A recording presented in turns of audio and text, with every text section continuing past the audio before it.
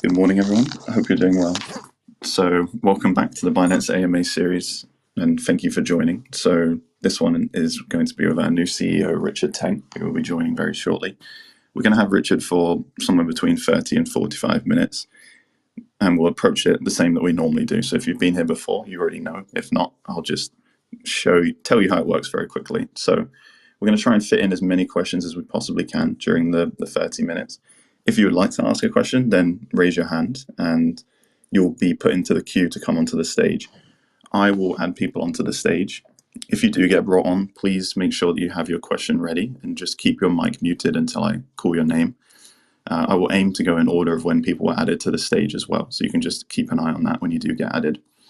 And then when it gets to it, please just get straight to the question and be ready to ask it. Don't show any projects or share any unnecessary details. This just helps us to be able to keep it smooth and efficient and allow as many people to ask their questions as possible. With that perfect timing, Richard's just joined. Hi, Richard. How are you doing? Hi, Alex. Hi, everyone. Hope everybody is okay, having a good day. Perfect. So we can get right into it. So, Richard, as a new CEO of Binance, how are you feeling? And could you share with us some of your immediate priorities? Sure. It's my first week into the job. I'm bullish for many reasons. But first of all, just let me thank all our users, right, for the overwhelming response, overwhelming support that they've given. It is certainly very heartening to see all this outpouring of support. I think that's very important because users at the heart of what we do. We are a very user-focused organization. We will continue the path ahead on that front to focus on what the users need. Right? Users remain the core of everything that we are doing, right? So we continue to invest in areas of security, in products, build a very sustainable platform for decades to come. So I just wanted to say that I'm optimistic and bullish for a few reasons, right? So as most of you know, there has been an overcast for the last 2 years in terms of the US investigation. And with the resolution, we have overcome that.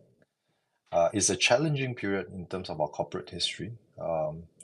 In the very early days, since we started in 2017, I think many of you know this, in the past 6 years. Since day one, things like user security, user funds, user protection, safety are sacrosanct. But in terms of compliance control, it was lacking in certain areas for the company that we quickly became. And we became the largest crypto exchange within 6 months of operations. So there were mistakes made, and we have now acknowledged those mistakes. We learn from those mistakes and we move on. We move on stronger as an organization, and we have a strong foundation to build on. Right? In the past week alone, I've been speaking to many users, our VIP clients, key institutions. And with this overcast gone, a lot of new partners are now approaching us very aggressively, which in the past they have been reluctant to do so, to form new alliances, partnership, to really support Web3, embrace, push ahead with investments. So those are key positives. And the industry remained very resilient, continue to grow.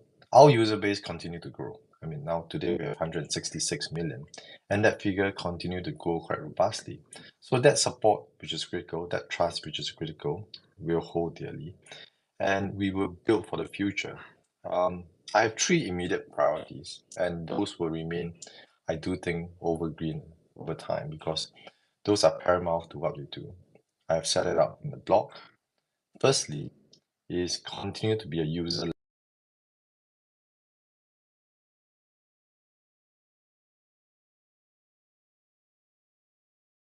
user-focused organization and services, push ahead with use cases in terms of Web3, crypto, to really continue to develop the entire business and the ecosystem. Secondly, the direction of travel is very clear, right? So within crypto, you are going to see more regulations. You can't run away from that, right? Again, a lot of these are good for the industry because if you think about it, clarity of rules, clarity of user protection are good for the entire industry to make sure everybody is better off, right? We need everyone to play by the same standards, and that will bring about mass adoption. When I first started in crypto, I've already stated this, right? I said, if for mass adoption, for us to see mass adoption in crypto, you need two preconditions. Right? Firstly, you need clarity of rules, right?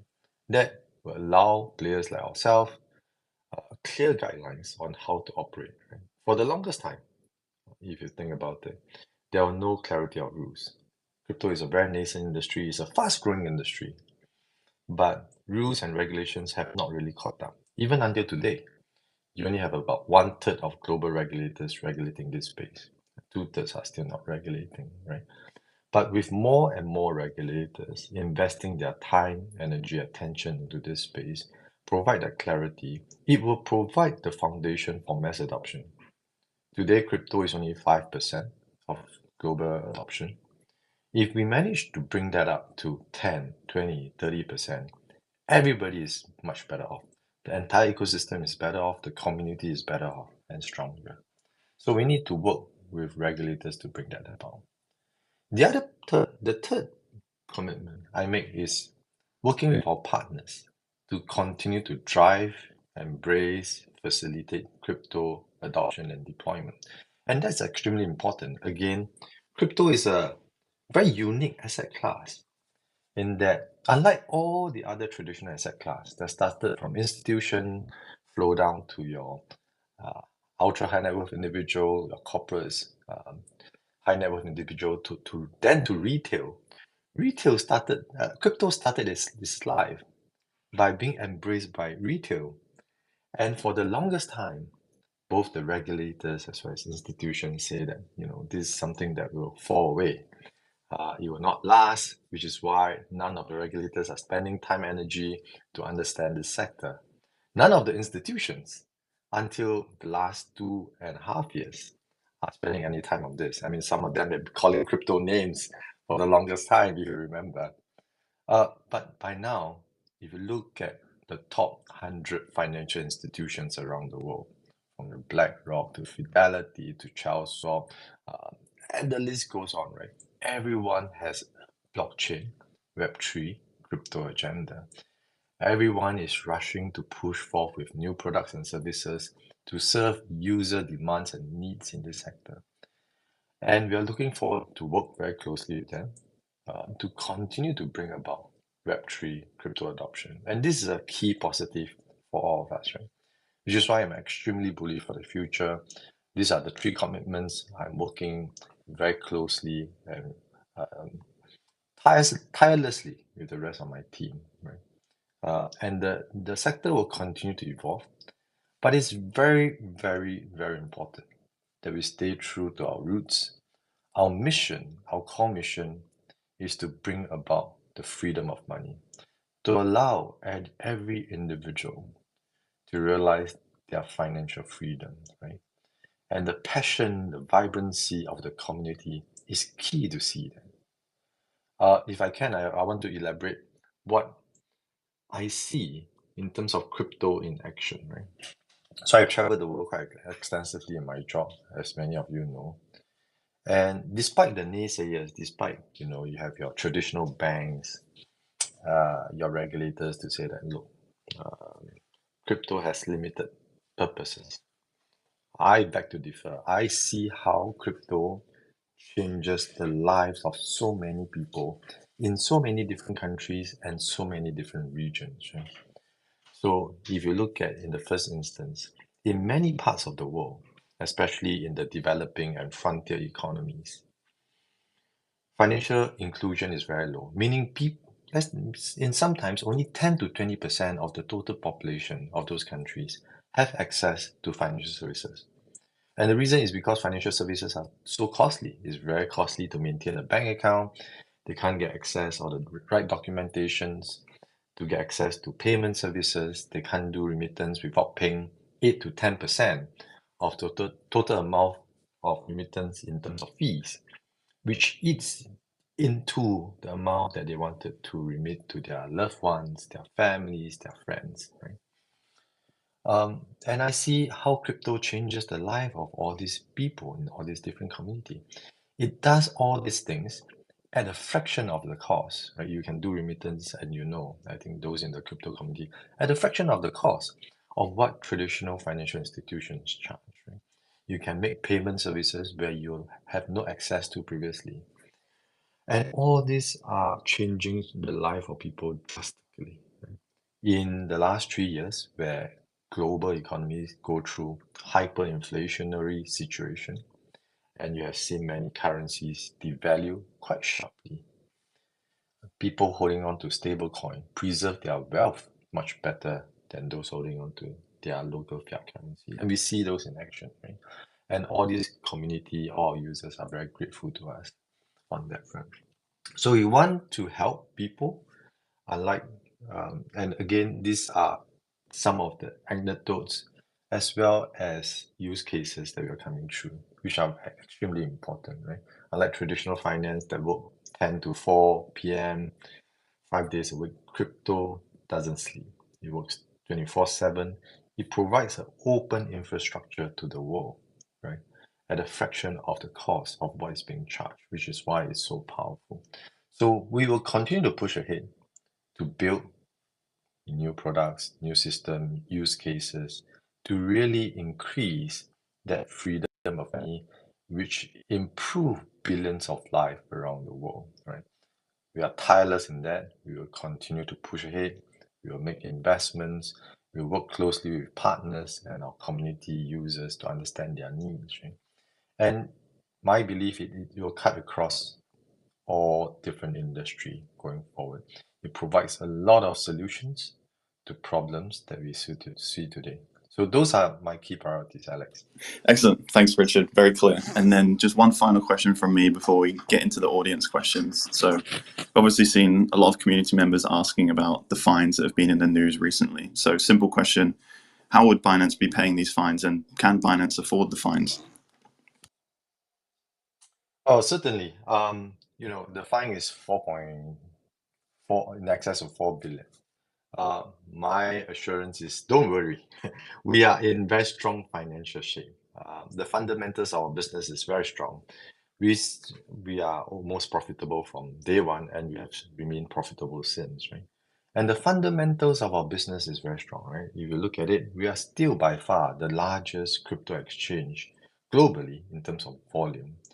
Our users trust us because of consistency of action in the past 6 years, right? In every instance, we look out for our users, we protect them, and that consistency of action speaks volume. I would say that as part of the resolution, if you look through it, right, we were under intense scrutiny from US regulatory agencies, investigative agencies for the past 2 years. So they have looked at it. We have agreed on mistakes we make in registration, compliance issues in the past. But the US agencies do not allege that there's any misappropriation of user funds. And that's very important. So user funds are back one-to-one. Users can choose to withdraw 100% of their funds at any point in time. We take our custodial responsibility very, very seriously, and users can be assured of that. I mean, we have gone through past FUD episode where we see withdrawal, but this time around, users are extremely overwhelming positive of all this. And the outpouring of support, we have more users signing up to us now, right, than ever before. 166 million users globally by now. So those fines are not an issue. We will continue to push ahead. Our capital structure, I must say that we are debt free.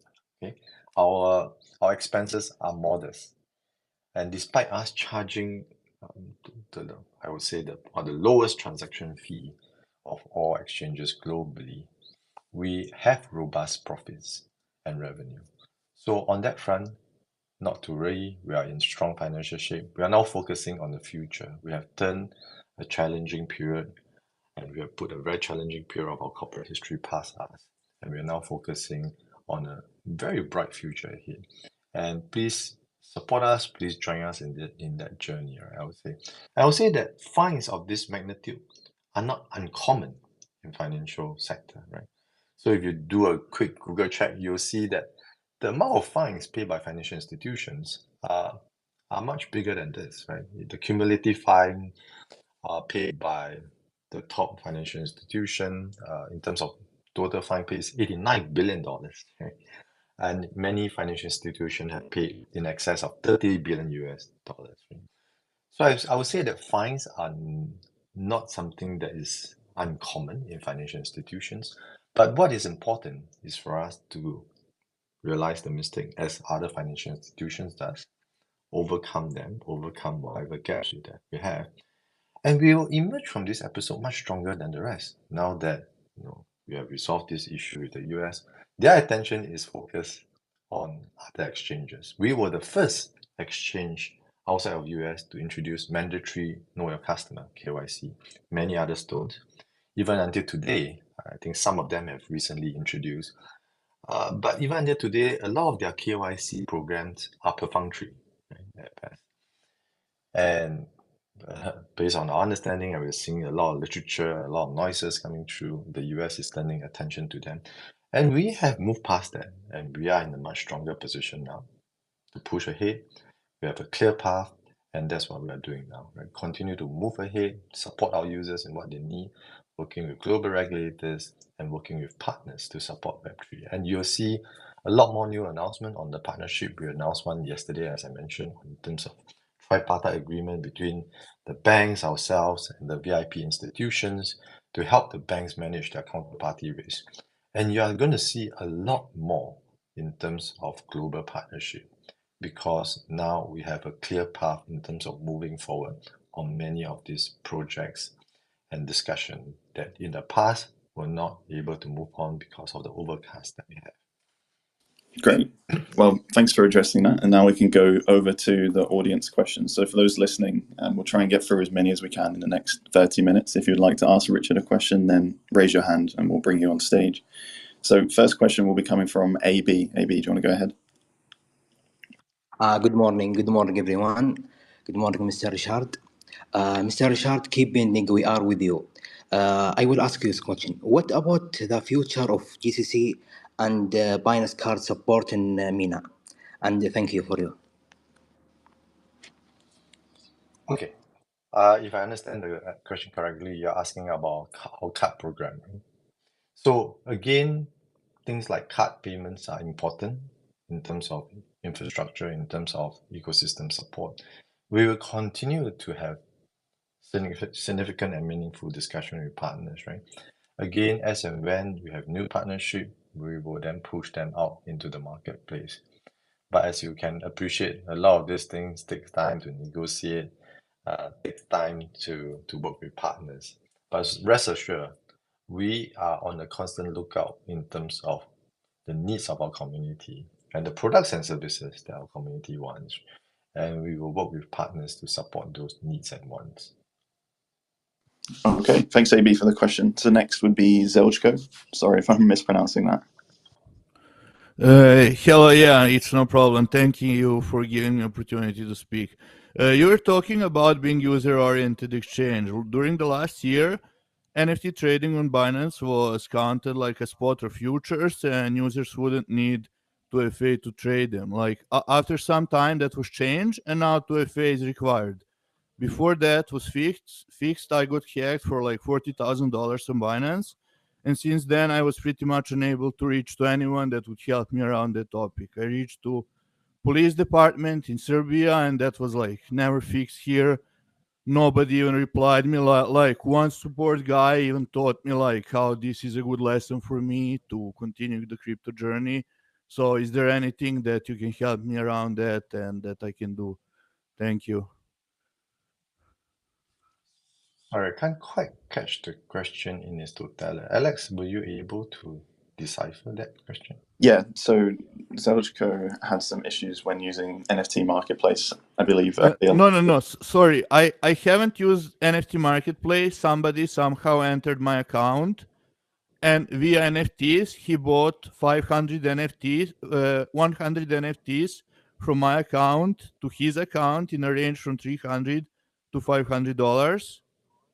And pretty much on that way, he transferred for $40,000 from my account.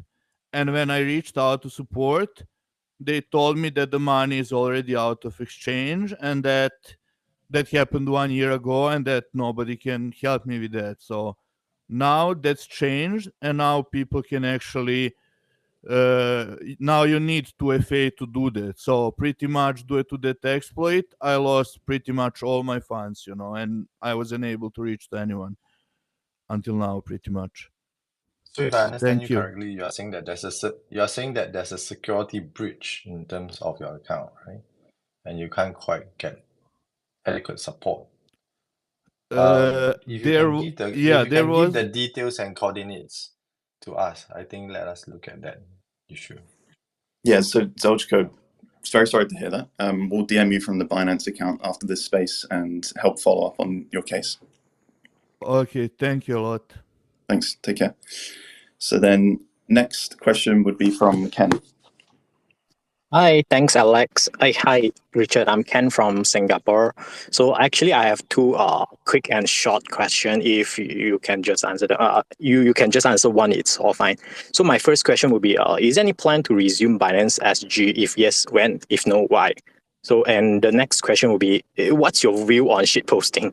Because I've noticed like that you are quite a businessman with very formal, like very serious ways with your post and the way you talk. So, what's your view on like shit posting? Yeah. All right. So I think the first one, I think on Singapore, I mean, I'm a fellow Singaporean, as you know. So we are always in conversation with regulators on our deployment. I wouldn't just sort of identify one country in which we want to do deployment, because we do global deployment, as you know, right? And we keep all the options open. We keep having those conversations where it is meaningful for us, especially from a commercial angle, and we need a proper commercial angle to be in any particular place. We will do so, and then we will engage the regulators in a very deep fashion, and local stakeholders, including our local users, our local partners, to see how we can make sense in a local landscape and community, right? So those are things that we continue to do. I wouldn't just comment on one jurisdiction because you asked me about Singapore. Many people will start asking about other jurisdictions. I can't go one by one, but rest assured that we continue to evaluate where we are deploying.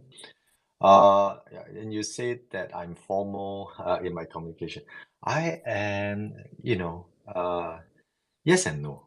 I do think that certain things do require certain seriousness in terms of level of communication, because you're talking about serious matters, especially on matters relating to protection of users, for example, security of users when you talk to the regulators. So I adopt slightly different mode of communication for different channels, right? There'll be very informal channels of communication as well. So I think do keep those posting. Do keep those things coming. Cool. All right. Thanks, Ken, for the two quick questions. Next would be Crypto Omo. Yeah, good morning. Happy new month to everyone. Congratulations on your new CEO. I just want to ask two questions. The first question is, what is the plans for the African community, most especially for my region, the Nigerian community? We have very strong base. And also, what is your plan for UK? Because based on the the regular restrictions and everything, we've been having issues directly dealing with Binance directly, and also the Binance Square is still not able to be accessed in the UK. So that is a little bit of worried. I would love to know about what are your plans towards that. Thank you so much. Sure. So, firstly, on the African community, Africa is a very important market, as you know. It is a fast-growing market, especially in the payment space. Africa is very big on that front, right? So we are deploying there. We have a team just dedicated looking at how do we support local users, local community, where it makes sense for us to do so. And we will continue to press ahead, understanding the local needs, understanding what you need in terms of products and services, and push it on that front, right? On UK, again, the Financial Promotion Act came into play. There are certain things that we are doing over there. And as and when those things are being done, we will make those announcements, right, in terms of how we can support our UK users, right? So hopefully that will answer your questions that you have. But do reach out to, Okay. I'm sure you are part of our local community as well in Africa. So do reach out to us. We hold meetups, we hold super meetups, we hold a lot of those sessions.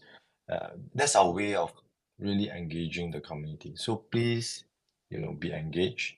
Please support. Please let us know the areas, things that you want to see, products and services that you need to see to support you better. And that will help us as well, right? In terms of our own developmental agenda. Perfect. Thanks, Crypto Omo, for the 2 quick questions again. So then next is KM Krypton. So GM everyone, GM Binance, GM Richard. So my question goes this way. There was a time, although when I was trying to access the Binance Web3 wallet. So I tried adding the contract address, but it kept on like saying this contract doesn't exist. So I know being it a new product, like I think more the more effort should be put into creating the Web3 wallet. And also I checked in the comments, someone requested that if Richard could take a full photo, that is the fourth photo. So this is just my question. Thank you. GM everyone, in the first instance, I'm trying to figure out, you are trying to ask about Web3 wallet, right? Yeah, the Web3 wallet, because I tried adding the contract address of a project token, but it didn't go through. So that's my own question. Okay. I do think that where there are some of these specific questions, I mean, offhand, I can't say in your specific instance what happened. I think it might be easier to give us the details after this so that we can understand a deep dive a bit more and come back to you. I think that's going to be much better. Because we are not quite sure what's the problem that you encountered. In the first instance, I'm not quite sure whether you reach out to our CS, customer service agent, CS agent. They'll be a great help. But if you can't, then, feel free to drop us a note. We will look at your specific circumstances and what exactly happened. Exactly. Yeah, Krypton, we'll get in touch with you separately. But we appreciate you testing out the Web3 wallet. It is very much a new product, and we invite everyone in the space to give it a try. Let us know any thoughts, feedback, product suggestions, and so on, because we're trying to make it the best it can be, and we're very aware that it is a new product at the moment. So please don't hesitate to share your suggestions with us. And Richard, the second part of his question. Hang on a second. So as Alex has said, right, in terms of Web3 wallet is a new product, right? So please continue to give us feedbacks, inputs, etc. What can we improve better? But don't stop at our Web3 wallet. Look at our products and services. Look at the offerings. Where there are any areas of improvement that you think you need to see and we can do keep those product feedback coming, because they are important to us. We will continue to enhance our products to meet your needs, right? So while Web3 wallets are in the first instance, but also keep a lookout on what are the other product features that you want to see, new products, etc., that you want us to focus on. And those are extremely important for us. Sorry, Alex, back to you. Yeah, no problem. The second part of his question was, can you take a 4 photo? Take a 4 photo. Yeah, so certainly we'll try it after that. Cool. All right, so then the next speaker or question asker is Cam. Cam, do you want to go ahead? Hey, good morning, Alex and Richard. It's a really nice conversation so far. Richard, you mentioned something earlier about, obviously, it's no surprise to anybody who's been in the world of crypto recently that Binance has been under intense scrutiny by the US. Given the recent events, will there be, and I appreciate if you can't answer this question, will there be like a heavier security around listing of projects Binance and a review of listed projects as far as going forward and certain assets being risk delisted? So I think I would split my answer into 2 parts, right? So the issues that we have in the US, and these are historical issues, these are past issues, let me stress that. relating to issues relating to things like registration, compliance, and sanctions, right? So these are historical issues. We are committed to that. We have invested very heavily in the past 2 years in terms of beefing up our own compliance program. And you can see that in terms of our compliance team, compliance program now, we are in a very, very good space. We have recruited a leadership team from ex-regulatory agency, leadership team from traditional finance that know some of how all these regulators think and should function, right? So now we have all those, and we'll continue to push ahead with investments on the compliance front to be a user-led organization that close all the compliance gap and meet all the global compliance standard to build a very sustainable organization that not only prosper for the last 6 years, but continue to grow from strength to strength for the next 60 years, right?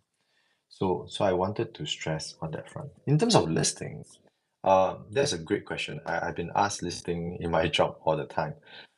Listing itself, for us, is something that we take with a lot of seriousness, right? So if you look at our listing standards, it is very high compared to many other exchanges because we are there to try to protect our users, right?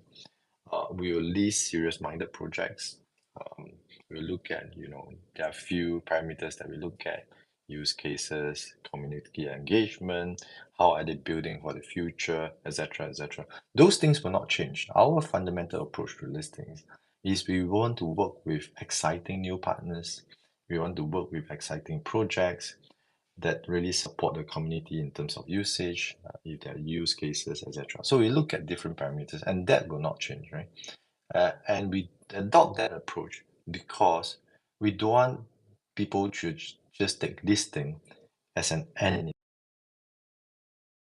itself. A lot of this, they pump the price, they are happy, the project owners are happy, and then they move away, which is challenging for users and our communities and investors, right? Because if you don't continue to invest, if you don't continue to build on those projects, right, everybody is worse off, which is why we require deep commitment from project owners, from sponsors, in terms of project that we list. And our post-listing team actually does a lot of work with all these projects to make sure that the different projects continue to build exciting things, continue in terms of pathing their journey ahead.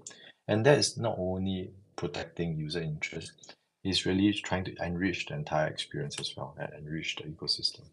So hopefully I answer your question on that front. Perfect. Thanks, Cam, for the question, and congratulations, Richard. I think that's the first time publicly you've been asked about listings at Binance. Long may it continue. So then next, we've got Adrian. Adrian, go ahead. Hey man, good to see you, everybody. I just woke up, so excuse my slow brain. Congratulations, Richard. Me This too. is you. I You I also just woke woke up up. too. Oh man, that's pretty crazy. Congratulations on your new role. I mean, this is such a challenge. To steer such a gigantic ship that Binance is. Luckily, you've got excellent people around you, like this great gentleman running this spaces here as well.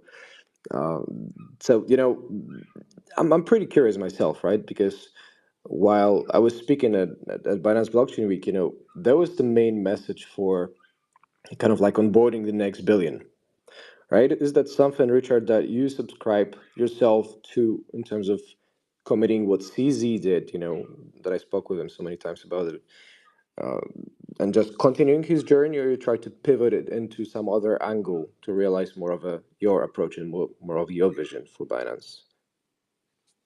Well, I think that's an excellent question. So let me hit straight to that.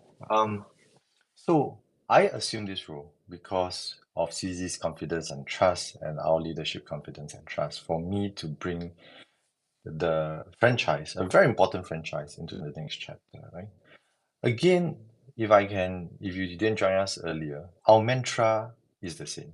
Our mantra is really to support the freedom of money. We will continue to be a user-led, very user-focused organization because users are at the heart of what we do. Without your support, okay, our platform means nothing, right?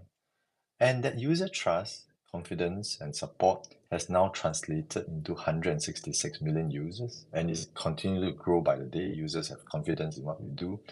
And I'm really looking forward to continue to push that figure and supporting the next billion of users into crypto. And we will see it sooner rather than later. My own view. I mean, if you look at the pace of adoption in crypto in the next 5 years, it's going to be much faster than the last 5 years. So we're going to reach that figure hopefully much sooner than all we think will come about. So I'm very committed to that mission, that agenda, that vision, and it's continued to build on a great company. I have a great core team with me. We have a very strong foundation. We're starting from a different position today compared to 6 years ago when CZ first started the company. But on the other hand, you also have to remember 6 years ago, the landscape, the environment is totally different, right? We are dealing with different group of stakeholders now, right? Or emerging group of stakeholders. 6 years ago, you do not have regulators. 6 years ago, the institutions are not embracing this space. Today, we have moved to a different situation. Regulators are starting to regulate this space quite heavily in many instances in Europe. You have the introduction of MiCA standards, and institutions are investing in this space, right? So the opportunities today are totally different, and the challenges today are very different from 6 years ago. So in some areas, we have to pivot, we have to build to make sure that we are sustainable and we continue to build for the future while we remain user focused, right? And that is what I'm focusing on, to make sure the company remains strong, robust for the path ahead, focusing on users, but continue to make sure we make the right investments into all the other areas to make sure that we remain a strong company, a leading company within the ecosystem. And we want to build the entire ecosystem, as I mentioned earlier, right? Today, crypto adoption is 5% around the world. If through all our efforts, we raise that to 10%, everybody is better off. If you manage to raise that to 20%, everyone is very, very much better than what you will be today, right? And the rising tide will float all boats and we will become much stronger. Great. Well, thanks again, Adrian, for the question. So next will be Chloe.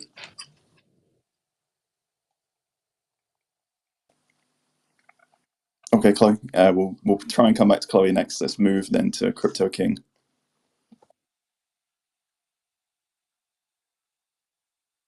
No one wants to ask you a question now, Richard. Elja, are you there? Let's go ahead. Hi. Hello. Oh yeah, Crypto King, please. Yeah. Hi, Richard. Good morning. Sorry, I was muted. Wish you a good luck for the new role. From December, I have one question. From December 20, Binance card service will be closed on Europe. Is there any new service will become as a replacement very soon? Yes, we are talking to multiple partners at this point in time, right? Again, there are different stages of the negotiation, and we hope to introduce new products and services. And as and when we do, we will of course be the first to introduce and inform our community on that front. So watch this space. Okay. Second chance, Chloe, are you there? No problem. Then let's wrap this space up with Elja as the last question. Yes, hello, Richard. Actually, I just saw the space and I wasn't listening to what happened before, but I want to ask a question basically in terms of Binance Labs and Binance. Is there any way to empower the community to make a small vote in proposing projects to Binance Labs? Because I'm telling you my opinion, I've been with Binance many, many years. And at the end, we need to empower project as well, building in other chains. And sometimes we need to highlight this to them. And the community are building a big role. It doesn't mean their vote will pass. It means their vote will be listened to. And that's something to make, what is Binance? Binance is a community. And we want to keep that in the right way, in my opinion. Sure. I think that's certainly a very interesting idea. Let us take it in-house and evaluate the idea, including the opportunities, the upside of how we can continue to use that as a tool to engage our community much further, but also whether there are any other risks that we have to manage. But it's an excellent idea, and keep those great ideas coming, right, on areas that you want to see. We can't promise that we will introduce all of them. What we will promise, and that's our promise to you, is we will evaluate all those to see whether we can push them out now. If now is not the right time to do it because of certain issues, then we will continue to evaluate them and keep them under evaluation and see whether there's a right future time to push some of these things out. But keep those ideas coming. All right, Richard. So your first live AMA as CEO coming to an end. Any closing words you want to leave with the 2,000 people listening? Well, again, let me stress. Firstly, thank you for the overwhelming response, support that all of you have given us, the community. You are the most important to us, right? So please continue to support us in the different areas, right? Being our users, giving all these feedbacks, areas that we need to do much better. But you are at the heart of everything that we do, right? So please do remember that we are here because of you, and we want to continue to grow together. We want to continue to build the ecosystem together, to continue to build it from strength to strength and make everybody much better off, stronger. We are here to support the freedom of money, and hopefully can support each and every one of you to realize your own financial freedom, right? So those are very important to us. Thank you once again. We are very grateful for 166 million users around the world for their trust, confidence, and you are a critical part of us. So thank you once again, GM, everybody. Have a good day ahead. Perfect. Well, thanks, Richard, for taking the time. And for all of you listening, appreciate you joining, especially if it's early for you. We'll do these somewhat regularly as we used to, so please stay tuned for the next one. Apologies if we didn't get to your question, but there's going to be many more chances. So yeah, hope to see you at the next one. Enjoy your Friday. Have a great weekend, and thanks again, Richard. Thanks, everyone. Have a good weekend ahead. Thanks, Alex.